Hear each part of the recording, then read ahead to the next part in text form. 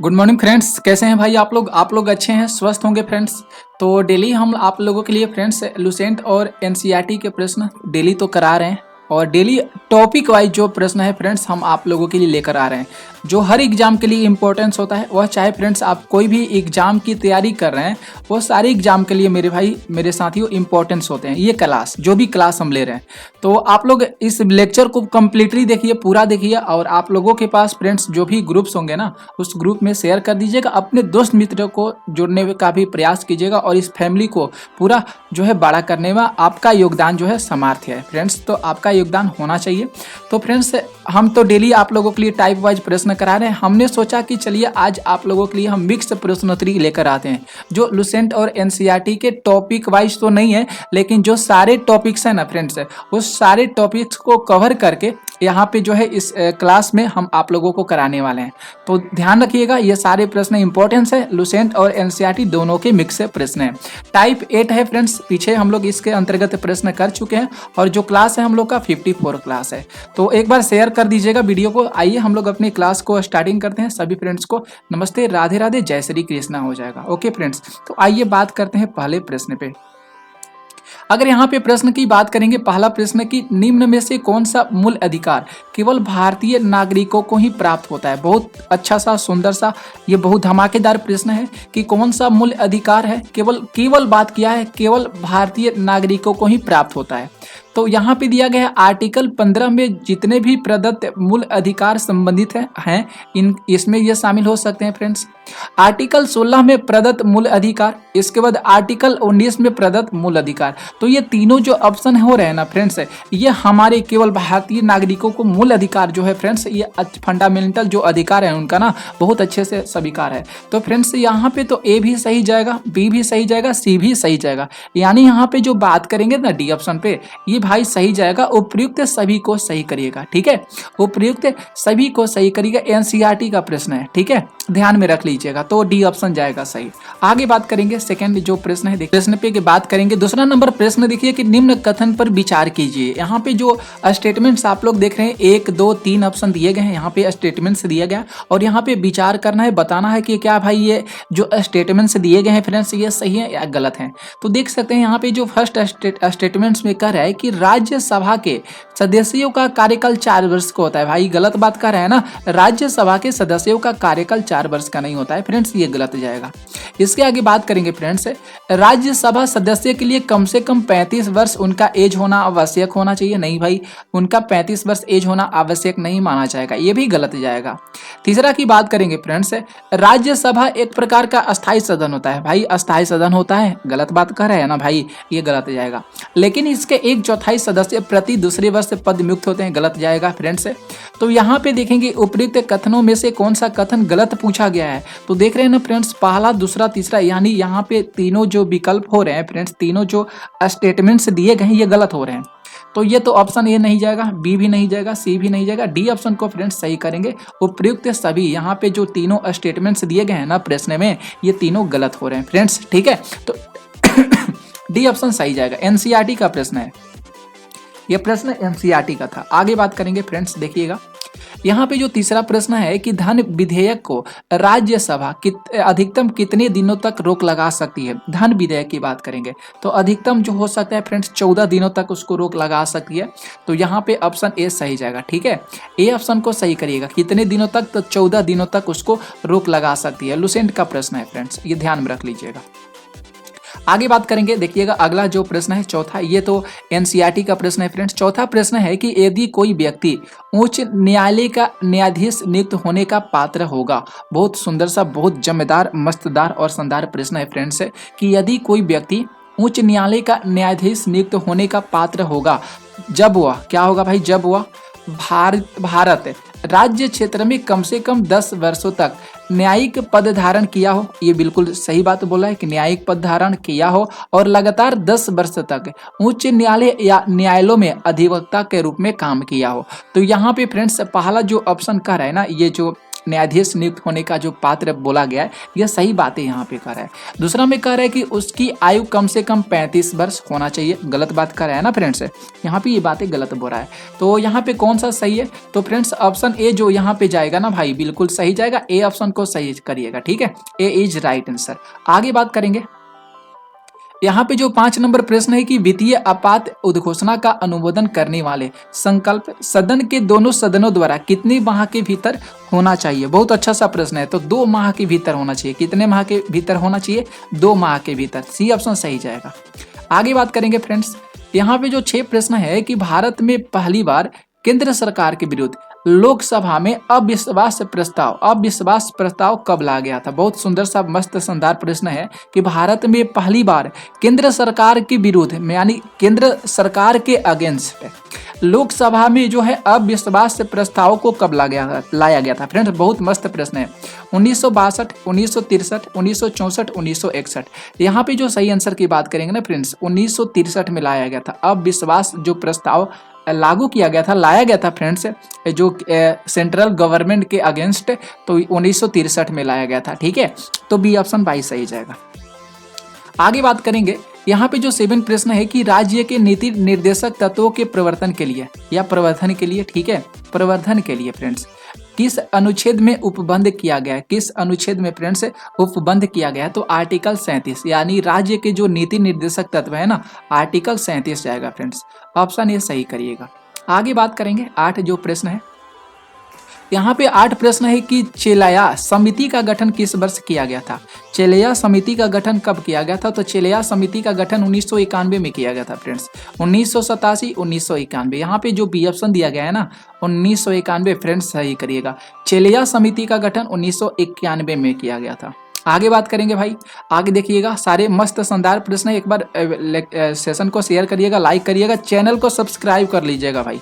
यहाँ पे पूछा गया है कि निम्न में से किस क्रांति का संबंध कोको उत्पादन यानी चमड़ा उत्पादन से है? ध्यान दीजिएगा भाई, कोको उत्पादन जिसको हम लोग चमड़ा उत्पादन के नाम से जानते हैं, ये किससे संबंधित हो जाएगा या किस क्रांति से संबंधित हो जाएगा? भूरी क्रांति, बिल्कुल सही बात है फ्रेंड्स, उसको हम लोग भूरी क्रांति बोलेंगे। ऑप्शन ये सही जाएगा, ठीक है। आगे बात करेंगे, यहाँ पे जो 10 प्रश्न है कि एक धन जो आसानी से विदेश से आता है, एक धन जो आसानी से विदेश से आता है लेकिन आसानी से चला जाता है, इसे इस प्रकार से जाना जाता है। यानी हम लोग इसे किस प्रकार से जानेंगे फ्रेंड्स? तो इसे हार्ड मनी, इसके बाद soft money, cheap money, hard money. तो फ्रेंड्स डी ऑप्शन सही जाएगा, ठीक है।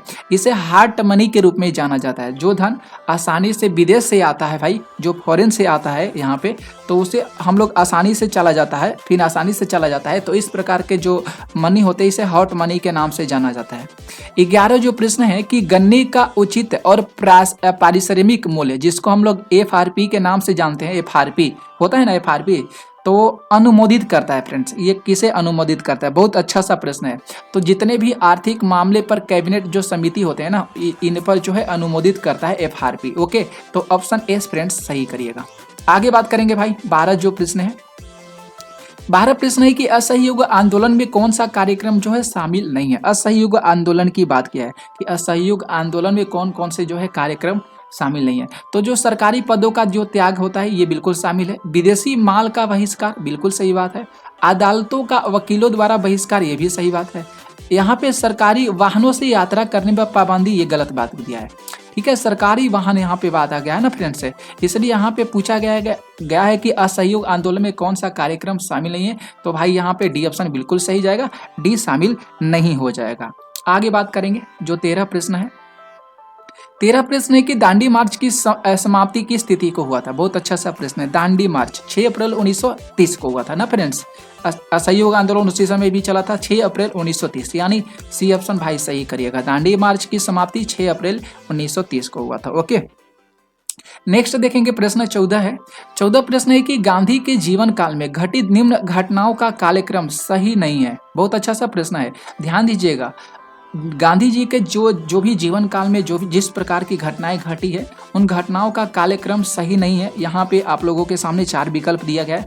तो चौरा चोरी घटना 5 फरवरी 1922, बिल्कुल सही बात है। द्वितीय गोलमेज सम्मेलन 7 सितंबर 1931, ये भी जो है महात्मा गांधी जी के जीवन प्रेरणा से संबंधित ये घटनाएं मानी जाती है। पूना समझौता की बात करेंगे जो 24 सितंबर 1932 को हुआ था, बिल्कुल सही जाएगा। लेकिन जो भारत छोड़ो आंदोलन 23 मार्च 1942 से गलत जाएगा, ये जो है महात्मा गांधी के जीवन काल से संबंधित नहीं माना जाता है, ठीक है फ्रेंड्स। तो डी ऑप्शन सही जाएगा। देखिए ये डेट जो यहाँ पे आप लोग देख रहे हैं ना, सारा कुछ इंपॉर्टेंस है। चौरा चोरी पूछा जाता है तो 5 फरवरी 1922 बताइएगा। द्वितीय गोलमेज सम्मेलन 7 सितंबर 1931 जो गांधी जी के जीवन से संबंधित है। पूना समझौता भी है फ्रेंड्स 24 सितंबर 1932। भारत छोड़ो आंदोलन जो है इनके जीवन से संबंधित नहीं माना जाता है, ठीक है। तो भाई यहाँ पे डी ऑप्शन सही जाएगा।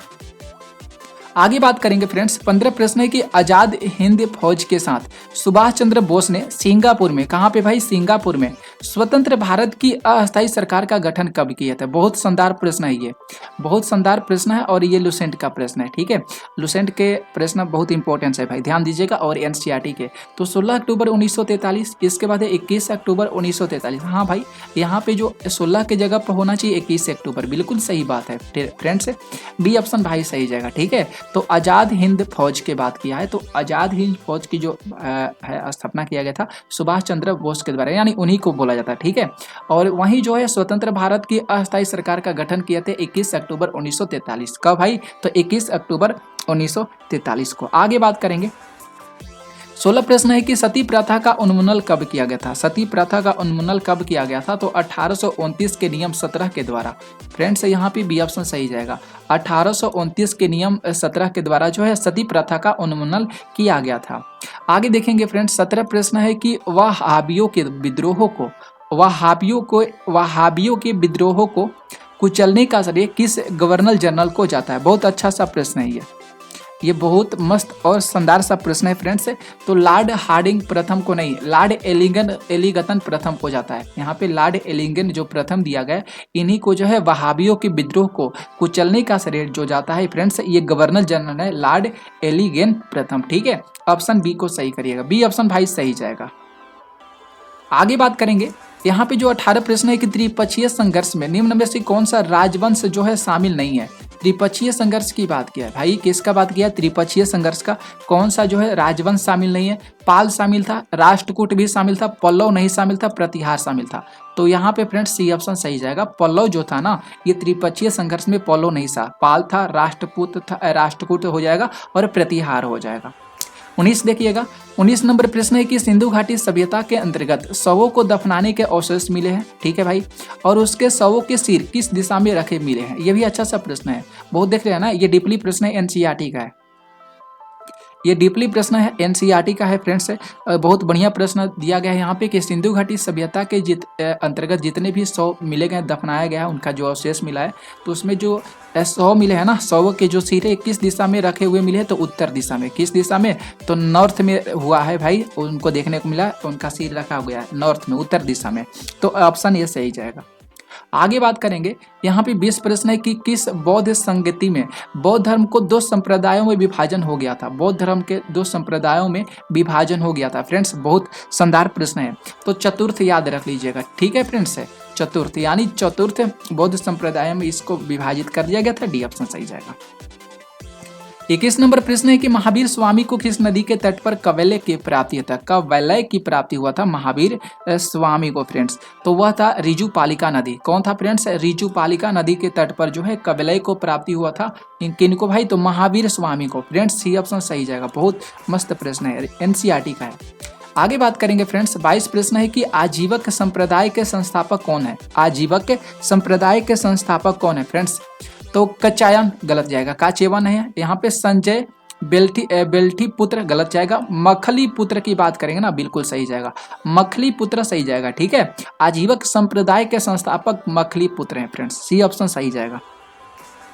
आगे देखेंगे, जो अगला प्रश्न है 23 प्रश्न है कि किस मुगल शासक के शासन काल को स्थापत्य काला का स्वर्णिम काल कहा जाता है। तो उसका नाम है, मुगल शासक जो है शाहजहां है। कौन है फ्रेंड्स, तो उनका नाम है शाहजहां, यानी सी ऑप्शन सही जाएगा, ठीक है, सी को सही करिएगा। आगे बात करेंगे 24 प्रश्न है कि मुगल काल में मुहत्तसिब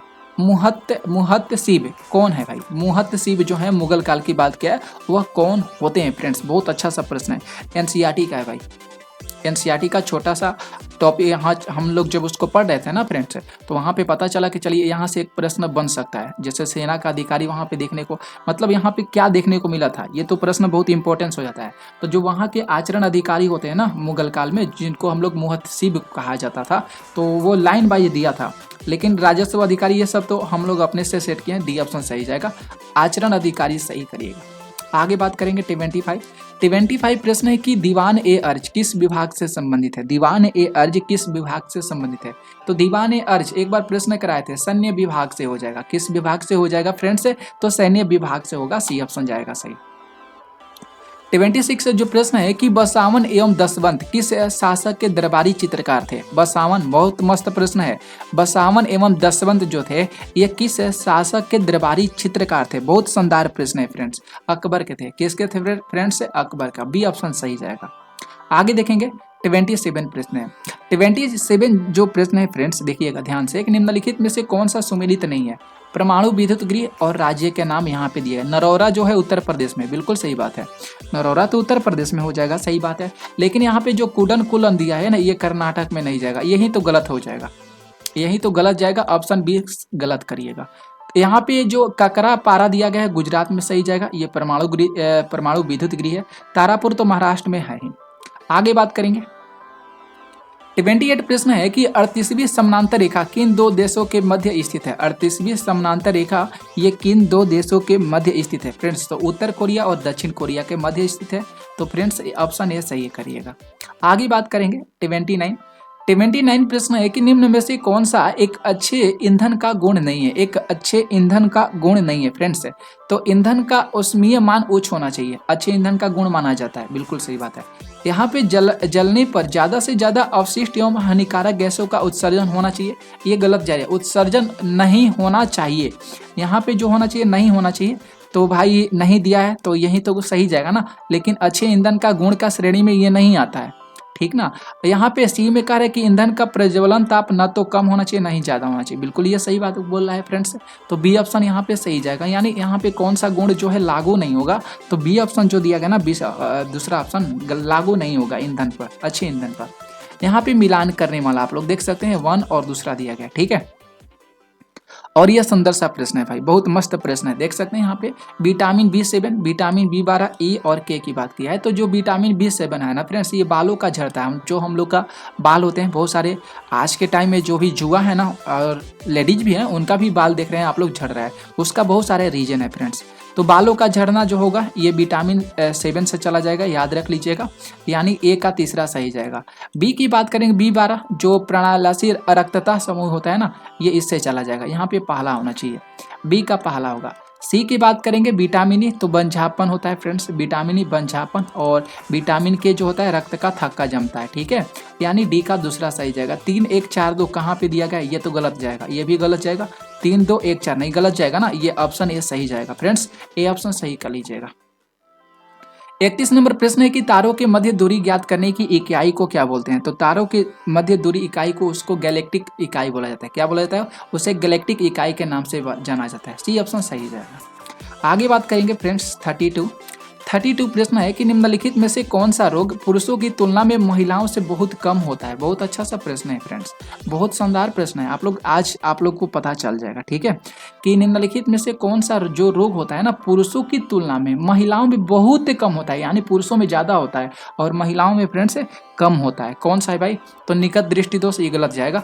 वर्णधारता की बात करेंगे ना, बिल्कुल सही जाएगा, वर्णधानता, ठीक है, बी भाई सही करिएगा। आगे बात करेंगे 33 प्रश्न है कि हीमोग्लोबिन लाल रक्त कोशिकाओं के अंदर का एक प्रोटीन माना जाता है, बिल्कुल सही बात है, और यह निम्न में से किसका वहन करता है। किसका फ्रेंड्स ये वहन करता है? तो ये ऑक्सीजन का वहन करता है, ऑप्शन ये सही जाएगा। इसका फ्रेंड्स तो ऑक्सीजन का वहन करता है। आगे यहाँ पे 34 जो प्रश्न है फ्रेंड्स देखिएगा, किसी पदार्थ को एक अवस्था से दूसरी अवस्था में बिना तापमान में बदलाव के परिवर्तन होने के लिए आवश्यक ऊष्मा की मात्रा क्या होती है फ्रेंड्स? आवश्यक ऊष्मा की मात्रा जिसको हम लोग गुप्त ऊष्मा के नाम से जानते हैं, ठीक है, डी ऑप्शन जाएगा सही। उसे क्या बोलते हैं? आवश्यक जो ऊष्मा की मात्रा होती है उसे गुप्त ऊष्मा कहा जाता है। 35 देखेंगे प्रश्न। 35 नंबर प्रश्न है कि निम्नलिखित कोशिका अंगों में से किसमें न्यूक्लिक अम्ल नहीं हो पाया जाता है। न्यूक्लिक अम्ल जो होता है किसके अंदर पाया नहीं जाता है? केंद्रिका में होता है, हरित लवक में भी होता है, राइबोसोम में भी होता है, जीव द्रव्य में नहीं होता है। यहाँ पे जो न्यूक्लिक अम्ल होता है ये जीव द्रव्य में नहीं होता है। डी ऑप्शन सही जाएगा। आगे 36 प्रश्न है कि निम्न में से कौन सा विटामिन ए का अच्छा स्रोत नहीं है। नहीं वाला देखिएगा भाई, बहुत इंपॉर्टेंट चीज आप लोग को करा रहे हैं भाई, बहुत इंपॉर्टेंट है।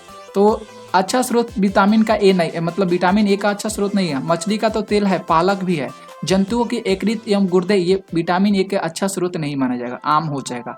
तो फ्रेंड्स सी ऑप्शन भाई सही करिएगा, सी ऑप्शन सही चला जाएगा।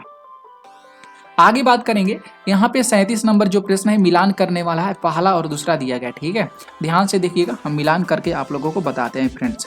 यहाँ पे देखेंगे प्रतिरोध का मात्रक ओम होता है, यानी ए का जो होगा पहला का चौथा चला गया। बी के बात करेंगे विद्युत प्रवाह का जो, अरे भैया थोड़ा सा रुक, ओके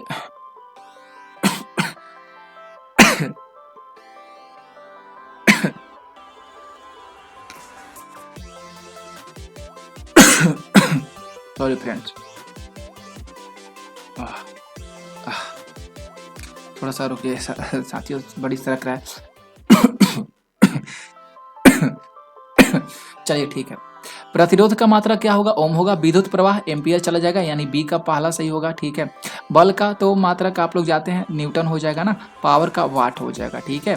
तो ये का पहला, सी का क्या होगा फ्रेंड्स? सी का दूसरा हो जाएगा, और डी का कितना होगा भाई? तीसरा हो जाएगा, ठीक है। ऑप्शन कहाँ पे जा रहा है? पहला का चौथा कहाँ पे दिया गया है?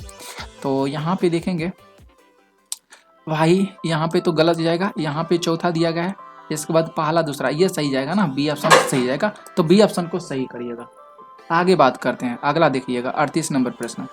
38 नंबर प्रश्न है कि 38 नंबर प्रश्न है कि धातुओं में सबसे कम घनत्व वाला तत्व कौन सा होता है? धातुओं में सबसे कम घनत्व वाला तत्व कौन सा होता है फ्रेंड्स? तो लिथियम होता है। कौन होता है भाई? लिथियम होता है, बी ऑप्शन सही जाएगा। आगे बात करेंगे 39 नंबर प्रश्न पे। 39 नंबर प्रश्न है कि प्राकृतिक स्वर के बारे में निम्नलिखित में से कौन सा कथन सही है? बहुत अच्छा सा प्रश्न होता है, बहुत अच्छा सा प्रश्न है भाई, प्राकृतिक स्वर, ठीक है। तो यह जो होता है एक प्रकार का प्राकृतिक बहुलक होता है, और इसमें लोचेदार गुण होते हैं। इसके अंदर क्या होते हैं? लोचेदार गुण होते हैं। बिल्कुल सही बात कर रहा है, ऑप्शन ये सही जाएगा। आगे बात करेंगे, प्रश्न 40 है। 40 प्रश्न है कि किसी तत्व का रासायनिक गुण निश्चित रूप से कौन तय करता है? तो किसी तत्व का जो रासायनिक गुण निश्चित रूप से कौन करता है? तो इलेक्ट्रॉन की संख्या करता है। किस पर निर्भर करता है फ्रेंड्स? तो इलेक्ट्रॉन की संख्या, ठीक है। तो सी ऑप्शन भाई सही करिएगा। आगे देखेंगे फ्रेंड्स 51 प्रश्न। ये देखिए, ये भाई देखिए कितना शानदार, मजेदार और जानदार प्रश्न है कि देवप्रयाग किन नदियों के संगम पर स्थित है? देवप्रयाग जो है किन नदियों के संगम पर स्थित है? भागीरथी और अलकनंदा नदी के संगम पर स्थित है देवप्रयाग, ठीक है। ऑप्शन ए सही जाएगा। महाकुंभ मेला लग रहा है फ्रेंड्स, ध्यान दीजिएगा, देवप्रयाग में तो नहीं लग रहा है, लेकिन यूपी में लग रहा है ना। आगे बात करेंगे फ्रेंड्स, यहाँ पे 42 प्रश्न है। निम्नलिखित में से किस राज्य में कर्क रेखा बीचों बीच होकर गुजरती है? कौन सा राज्य है फ्रेंड्स? तो मध्य प्रदेश हो जाएगा ना, बीच में पड़ता है मध्य प्रदेश, इसलिए यहाँ पे बीचों बीच से होकर क्या करती है? कर्क रेखा गुजरती है।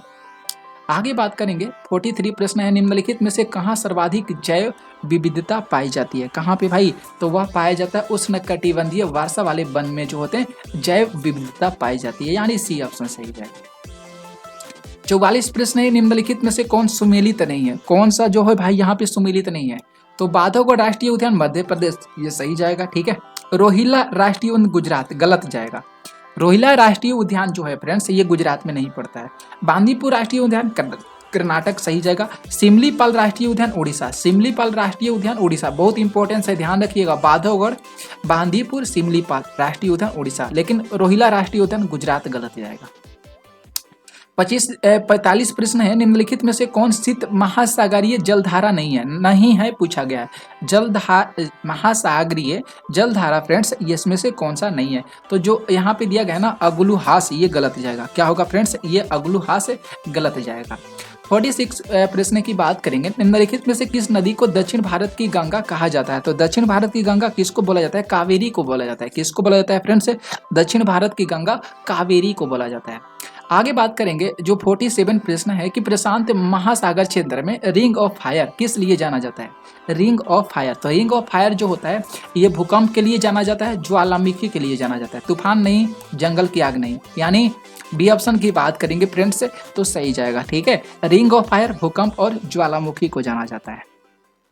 आगे जो 48 प्रश्न है, निम्नलिखित में से कौन सुमेलित नहीं है। कौन सा सुमेलित नहीं है फ्रेंड्स। तकला मक्का चीन बिल्कुल सही है, थार भारत, आटाकामा ये चिली सही जाएगा। गिब्सन की बात किया गया अफ्रीका में, ये गलत जाएगा। गिब्सन भाई अफ्रीका में नहीं है। ठीक है, तो डी ऑप्शन गलत जाएगा। यहाँ पे बात करेंगे 49 नंबर प्रश्न है कि प्रतिरोधात्मक और घर्षणात्मक बेरोजगारी क्या है। बहुत अच्छा सा सुंदर सा प्रश्न है, एनसीईआरटी का है भाई। ये प्रश्न एनसीईआरटी का बहुत मस्त शानदार है कि प्रतिरोधात्मक और घर्षणात्मक बेरोजगारी क्या होता है। तो एक ही रोजगार में आवश्यकता से अधिक श्रमिकों व्यक्तियों का होना, नहीं भाई गलत बात यहाँ पे करा है। एक ही रोजगार में अधिक श्रमिक कहाँ से हो जाएंगे। बी की बात करेंगे कि श्रमिकों या व्यक्तियों को उनकी योग्यताओं के अनुसार बहुत निम्न स्तर का कार्य में, बहुत निम्न स्तर का बात यहाँ पे दिया गया है ना, निम्न स्तर गलत जाएगा, यही गलत जाएगा। सी की अगर बात करेंगे कि व्यवसाय रोजगार परिवर्तन की प्रक्रिया, व्यवसाय या रोजगार परिवर्तन की प्रक्रिया के दौरान श्रमिक व्यक्ति का कुछ समय के लिए बेरोजगार होना, बिल्कुल सही बात कर रहा है। सी ऑप्शन फ्रेंड्स यहाँ पे सही जाएगा। आगे बात करेंगे 50 नंबर प्रश्न। 50 नंबर यहाँ पे जो प्रश्न है कि न्यूनतम समर्थन मूल्य, यानी जिसको एमएसपी के बारे में निम्नलिखित कथनों पर विचार कीजिए। ये बहुत शानदार सा प्रश्न है फ्रेंड्स। तो देखिए यहाँ पे क्या बातें यहाँ पे कह रहा है। यहाँ पे पहला ऑप्शन में दिया गया है कि न्यूनतम समर्थन मूल्य आर्थिक मामलों की मंत्रिमंडलीय समिति द्वारा प्रस्तावित की जाती है, बिल्कुल सही बात यहाँ पे कह रहा है। ठीक है, यहाँ पे दूसरा कह रहा है कि न्यूनतम समर्थन मूल्य कृषि लागत मूल्य आयोग द्वारा अनुमोदित किया जाता है, ये भी मेरे साथियों सही कह रहा है। यानी फ्रेंड्स यहाँ पे सी ऑप्शन सही जाएगा। तो फ्रेंड्स ये सारे 50 प्रश्न इंपॉर्टेंट थे। आप लोगों को कैसा लगा आज की क्लास आप लोग जरूर बताइएगा। जितना हो सकेगा वीडियो को आप लोग शेयर कर दीजिएगा जो भी आप लोग के दोस्त होंगे। ठीक है, तो मिलते हैं अगली क्लास में। आज के लिए बस इतना ही। थैंक यू सर, सभी साथियों को, सभी मित्रों को।